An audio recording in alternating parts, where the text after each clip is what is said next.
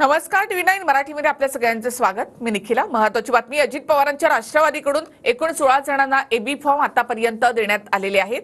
छगन भुजबळ, दिलीप वळसे पाटील यांना AB form देण्यात आलेत। त्याचबरोबर संजय बनसोडे, चेतन तुपे, सुनील टिंगरेंना देखील एबी फॉर्म देण्यात आलाय।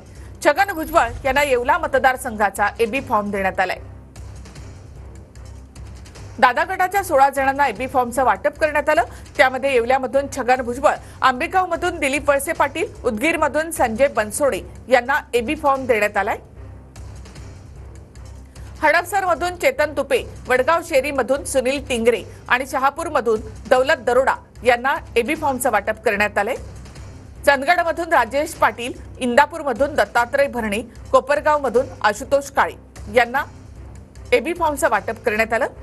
इगतपुरीमधून हिरामण खोसकर, दिंडोरीमधून नरहरी झिरवाळ, नवापूरमधून भरत गावित यांना देखील एबी फॉर्म देण्यात आलाय। तर अहमदपूरमधून चाकूर या ठिकाणी बाबासाहेब पाटील आणि जुन्नरमधून अतुल बेनके यांना एबी फॉर्म देण्यात आलेला आहे। बागलांमधून नितीन पवार आणि पुसदमधून इंद्रनील नाईक यांना एबी फॉर्मचं वाटप करण्यात आलंय। एक आमदारांनी उभी फॉर्म घेऊन गेला। आम्हाला उभी फॉर्म घ्यायला आता काही 500 माणसं आमच्या आलेले आहेत। निवडणुकीचा काय विषय राहिलेला आहे? एकच आमदाराला उभी फॉर्म घेऊन आला। या ठिकाणी सकाळी फक्त अजितदादाचा 8 वाजता फोन आला बंगल्यावरून का तुम्हाला बोलवलंय, शक्यतो उभी फॉर्म द्यायची तयारी आहे। नुसतं माहीत झालं तरी 500 माणसं आली, सगळे नेते आणि कार्यकर्ते। आता जवळजवळ 500 पैकी 250 सरपंचच आहे। आता सरपंच, सगळे उपसरपंच, नेते एकत्र असल्यावर माझ्यासारख्या फक्त उचल नवरदेव जायचं मंदिरात बसायचं। मुख्यमंत्री एकनाथ शिंदे 24 तारखेला आपला उमेदवारी अर्ज भरणार आहेत। एकनाथ शिंदे कोपरी 5 आखाडीमधून आपला उमेदवारी अर्ज भरतील। देवेंद्र फडणवीस 28 ऑक्टोबरला उमेदवारी अर्ज भरतील, तर अजित पवार देखील 28 ऑक्टोबरला उमेदवारी अर्ज भरणार आहेत।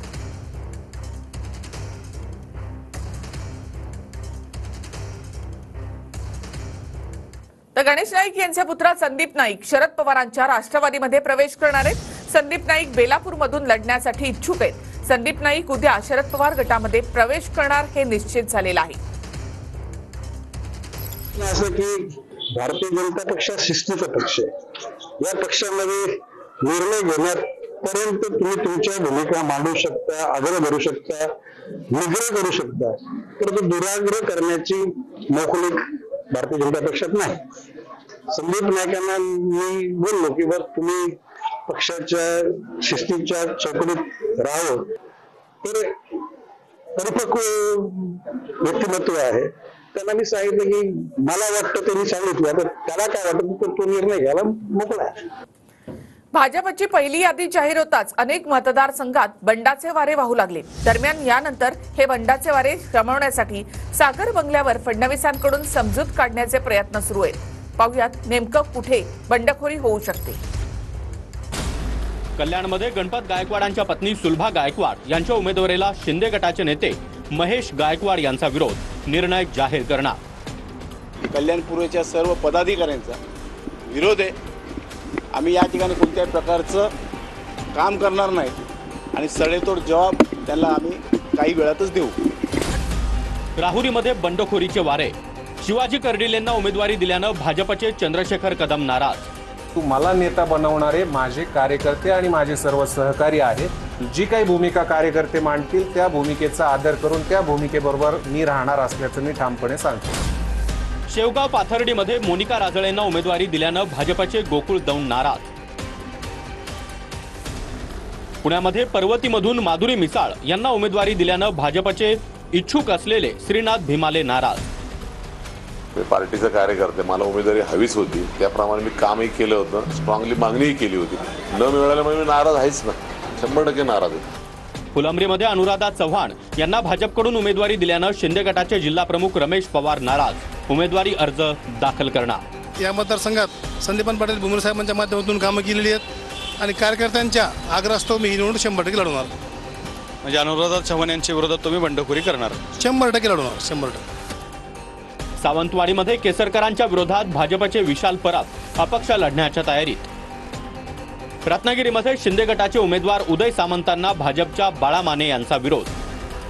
सांगलीमध्ये सुधीर गाडगीळ यांना उमेदवारी जाहीर झाल्यानं भाजपचे शिवाजी डोंगरे नाराज, अपक्ष लढणार. भाजपची यादी जाहीर होताच बंडाचे वारे. सागर बंगल्यावर समझोत्याचे प्रयत्न. सागर बंगल्यावर फडणवीसांच्या बैठका, नाराजी दूर करण्याचे प्रयत्न. भाजपची यादी जाहीर झाल्यानंतर नाराज इच्छुक फडणवीसांच्या भेटीला. श्रीगोंद्यात भाजपची यादी जाहीर होताच बंडखोरीचे वारे. भाजप नेत्या सुवर्णा पाचपुते अपक्ष लढण्यावर ठाम असल्यानं उमेदवारी जाहीर झालेल्या प्रतिभा पाचपुतेंनी घेतली फडणवीसांची भेट. चांदवडमध्ये राहुल आहेर यांना उमेदवारी दिल्यानं भाजपचेच केदा आहेर नाराज. राहुल आहेर फडणवीसांच्या भेटीला. परतून पुन्हा सर्वेच्या आधारावर राहुलचंच नाव त्या ठिकाणी आलेलं आहे आणि म्हणून ते सांगायला लागलं की बाबा मी प्रेस घेऊनही त्या ठिकाणी सांगितलं नाशिकला की मी तिकीट घेत नाही, राहुलला तिकीट देतो आहोत. मेळावे पण आम्ही सुरू केलेले आहेत. उद्धव ठाकरे आणि फडणवीस आणि शहा आणि राऊतांच्या भेटीच्या बातमीवरून राऊत प्रचंड भडकले. आमच्यावर संशय घेणारे एका बापाची औलाद नाही असा हल्लाबोल संजय राऊतांनी केला. तर अफवा कोण पसरवतंय याची माहिती आमच्याकडे आहे असंही राऊत म्हणाले. अमित शहा आणि आपल्या भेटी संदर्भातल्या अफवा पसरवल्या जात असल्याचा आरोप राऊतांनी केलाय. अमित शहा आणि माझी भेट हा हास्यास्पद प्रश्न असल्याचं संजय राऊत म्हणाले. आमच्यावर संशय घेणारे एका बापाची औलाद नाही, मग ते कोणत्याही पक्षाचे असो. ज्यांनी बातमी दिली, अफवा पसरवली, सुपारी दिली त्यांची आमच्याकडे माहिती आहे असं देखील राऊतांनी म्हटलंय. ठाकरेंची शिवसेना औरंगजेब किंवा अफजल खानाशी हात मिळवणी करणार नाही. शिवसेना महाराष्ट्राच्या स्वाभिमानाशी तडजोड करणार नाही. महाविकास आघाडीचा 210 जागांवर तोडगा निघालाय. 78 जागांवर बोलणी सुरू आहेत. राऊतांची माहिती. अमित शहा आणि आपल्या भेटी संदर्भातल्या अफवा पसरवल्या जात असल्याचा आरोप राऊतांनी केलाय. अमित शहा आणि माझी भेट हा हास्यास्पद प्रश्न असल्याचं संजय राऊत म्हणाले. आमच्यावर संशय घेणारे एका बापाची औलाद नाही, मग ते कोणत्याही पक्षाचे असो. आम्ही संघर्ष केला आणि तो आज संघर्ष अशा टोकाला आलेला आहे की जर कोणी अशा शंका घेत असतील तर ते एका बापाच्या औलाद नाही. मी स्पष्ट बोलतो, आमच्यावर शंका घेणारे ज्यांनी बातमी दिली, अफवा पसरवली, सुपारी दिली त्यांची आमच्याकडे माहिती आहे असं देखील राऊतांनी म्हटलंय. ठाकरेंची शिवसेना औरंगजेब किंवा अफजल खानाशी हात मिळवणी करणार नाही. त्यांच्याशी हात मिळवणी करणं म्हणजे औरंगजेब अफजल खानांशी हात मिळवणी करणं. शिवसेना महाराष्ट्राच्या स्वाभिमानाशी तडजोड करणार नाही. ठामपणे सांगतो, शिवसेना महाराष्ट्राच्या स्वाभिमानाशी तडजोड करणार नाही. महाविकास आघाडीचा 210 जागांवर तोडगा निघालाय. 78 जागांवर बोलणी सुरू आहेत. राऊतांची माहिती. 210 जागा 3 पक्षांच्या या पूर्णपणे चर्चांती मोकळ्या झालेल्या आहेत. 210 हा फार मोठा आकडा आहे. हा फार मोठा आकडा आहे. शरद पवार यांनी ठाकरे गट आणि काँग्रेसमधील वादावर मध्यस्थी केली आहे. ठाकरे गट आणि काँग्रेसमधील काही जागांवरून वाद निर्माण झाला होता. महाविकास आघाडीमधील वाद टाळण्यासाठी पवारांकडून मध्यस्थी करण्यात आली आहे. शरद पवारांनी काँग्रेस हायकमांडशी चर्चा केली. शरद पवारांनी काँग्रेसच्या हायकमांडशी संपर्क साधला, वादावर मध्यस्थी केली. आधी आदित्य ठाकरे आणि अनिल परबांनी काँग्रेसच्या भूमिकेची माहिती पवारांना दिली. रात्री उशिरा जयंत पाटील मातोश्रीवर पवार काँग्रेस हायकमांडमध्ये झालेल्या चर्चेची माहिती ठाकरेंना दिली. वाद मिटवण्यासाठी आणि तोडगा काढण्यासाठी जयंत पाटील ठाकरेंची रात्री उशिरापर्यंत चर्चा. ठाकरे आणि जयंत पाटलांची चर्चा सुरू असताना विनायक राऊतही उपस्थित. कालच्या चर्चेनंतर आज ठाकरे आणि संजय राऊतांची नरवाईची भूमिका. विदर्भातल्या काही जागांवरून ठाकरे गट आणि काँग्रेसमध्ये वाद. शरद पवारांची मध्यस्थी. महायुती मनसेला काही जागांवर बिनशर्त पाठिंबा देण्याची शक्यता आहे. शिंदे, फडणवीस, राज ठाकरे यांच्यामध्ये 2 तास चर्चा झाल्याची माहिती सूत्रांकडून मिळते.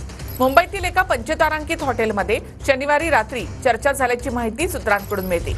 शिवडी, वरळी, माहीमसह काही मतदारसंघांबाबत चर्चा झाली अशी माहिती सूत्रांकडून मिळत आहे.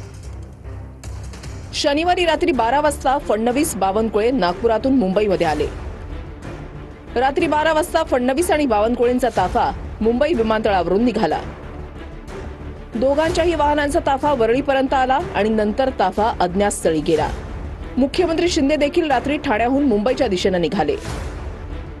मध्यरात्री शिंदे, फडणवीस, राज ठाकरे एका हॉटेलमध्ये भेटले अशी सूत्रांची माहिती आहे.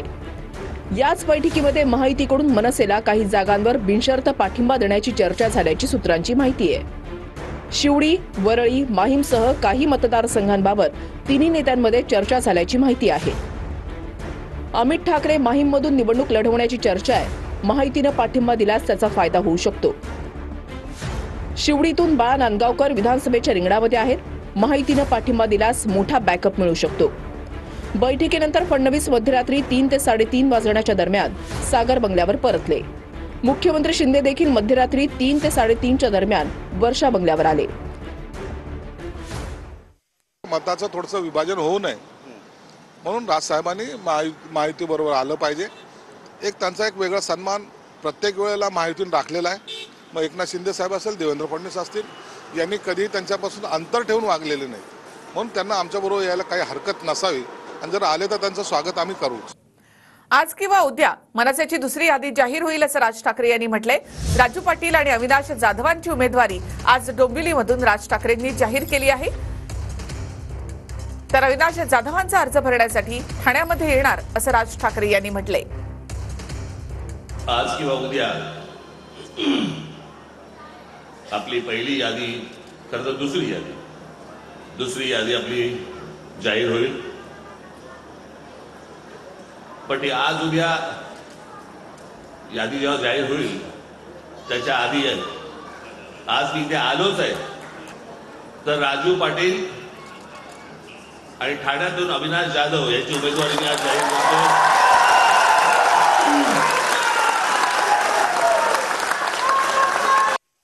आज उमेदवारी जाहीर होईल असं अपेक्षित नव्हतं आम्हाला, कारण की यादी येणारी त्याच्यात नावं येणार होती. मी खरोखर मान्य राजसाहेबांचं मनापासून आभार मानतो की त्यांनी मला दुसऱ्यांदा ही संधी दिलेली आहे. नक्कीच या संधीचं सोनं आम्ही करून टाकू. आणि आज सोने पे सुहागा जे बोलतो त्यात राजसाहेबांनी मला वाटतं पहिल्यांदा ते कुठले असे फॉर्म भरायला जाणार आहेत निवडणुकीचे उमेदवाराचे.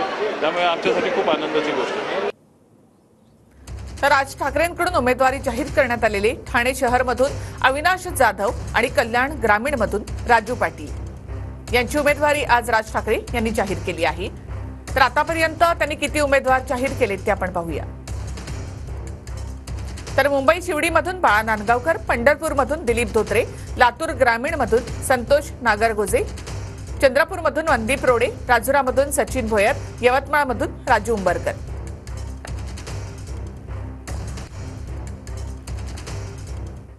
तर हेमंत गोडसे आणि हेमंत पाटील यांनी वर्षा बंगल्यावर मुख्यमंत्री एकनाथ शिंदे यांची भेट घेतली आहे. दोघेही विधानसभा निवडणूक लढवण्यासाठी इच्छुक आहेत. हेमंत पाटील हे नांदेडमधून लढण्यासाठी इच्छुक आहेत.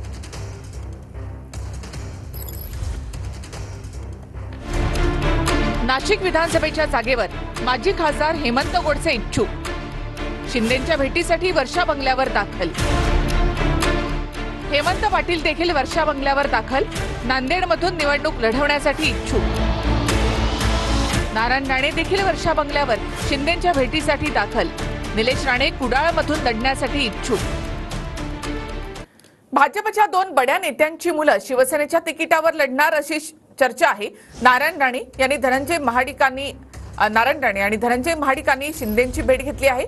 कुडाळमधून निलेश राणे आणि कोल्हापूर उत्तरमधून कृष्णराज महाडिक हे इच्छुक आहेत.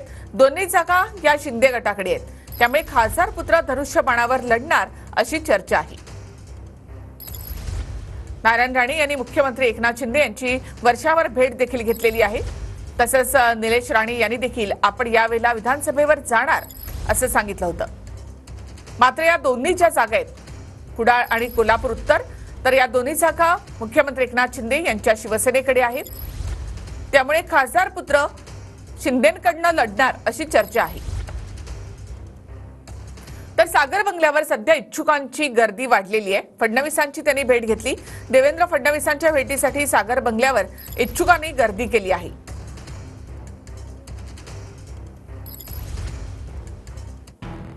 नाशिक मध्य मतदारसंघातून नाव जाहीर न झाल्यानं देवयानी फरांदेंनी फडणवीसांची भेट घेतली. 24 माजी नगरसेवक आणि कार्यकर्त्यांसह देवयानी फरांदे फडणवीसांच्या भेटीला गेल्या. देवयानी फरांदेंच्या पाठोपाठ गिरीश महाजनही फडणवीसांच्या भेटीसाठी सागर बंगल्यावर दाखल झाले. अंधेरी पूर्वमधून मुरजी पटेलांना उमेदवारी जाहीर न झाल्यानं फडणवीसांची भेट घेतली. मुंबादेवी मतदारसंघातून अतुल शहा इच्छुक आहेत. चर्चेसाठी फडणवीसांच्या भेटीसाठी सागर बंगल्यावर गेले. भारती लवेकरांनी वर्सोवा मतदारसंघातून पहिल्या यादीत नाव नसल्यानं फडणवीसांची भेट घेतली. मावळमधून उमेदवारी मिळावी यासाठी बाळा भेगडेंनी देवेंद्र फडणवीसांची भेट घेतली. खडकवासल्यातून पहिल्या यादीत नाव न आल्यानं भीमराव तापकीर यांनी फडणवीसांची भेट घेतली. पहिल्या यादीत बोरिवली मतदारसंघातून नाव जाहीर न झाल्यानं सुनील राणेंनी फडणवीसांची भेट घेतली. काही करा, विदर्भातील 12 जागा ठाकरे गटाला सोडू नका. दिल्लीमधील काँग्रेसच्या बैठकीत राज्यातील नेत्यांनी आक्रमक भूमिका घेतली अशी माहिती सूत्रांकडून मिळते. ठाकरे गटानं ताठर भूमिका घेतली. तुम्ही झुकतं माप घेऊ नका. राज्यातल्या काँग्रेस नेत्यांनी वरिष्ठांकडे ही मागणी केल्याचं कळतं. जागा वाटपामध्ये ठाकरे गटाकडून सहकार्य केलं जात नाही अशी तक्रारही या नेत्यांनी केली आहे. काँग्रेस ठाकरेंमधला वाद 12 जागांवरून 6 वर. ठाकरेंना विदर्भातील 12 जागा सोडू नका. राज्यातल्या काँग्रेस नेत्यांची हायकमांडकडे भूमिका आहे. ठाकरे गट शरद पवारांकडे असलेल्या जागा का मागत नाहीत? ठाकरेंनी ताठर भूमिका सोडून पुढच्या वाटाघाटीकडे लक्ष वळवायला हवं असं काँग्रेस नेत्यांचं म्हणणं आहे. आमच्यात कोणतेही मतभेद नाहीत.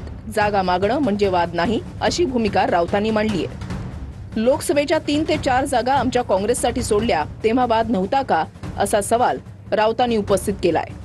आता फक्त विदर्भातील 6 ते 7 जागांवर वाटाघाटी राहिल्यात. उद्यापर्यंत वाद मिटेल असं वडेट्टीवार यांच्याकडून सांगण्यात आलंय.